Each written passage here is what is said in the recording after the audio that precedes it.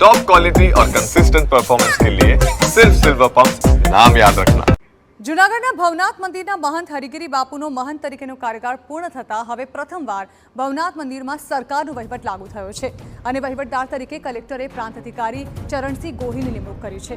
પ્રાંત અધિકારીએ આજે મંદિરમાં દર્શન કરીને સમગ્ર વ્યવસ્થાનું નિરીક્ષણ કર્યું છે। આજે સાંજે મહાઆરતી બાદ વહીવટદાર મંદિરનો વિધિવત રીતે વહીવટ સંભાળશે।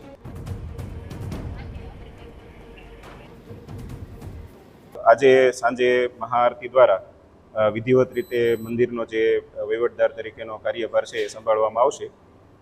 ત્યારબાદ જે મંદિરની તમામ મિલકતો છે એનું પણ ઇન્વેન્ટરી બનાવવામાં આવશે।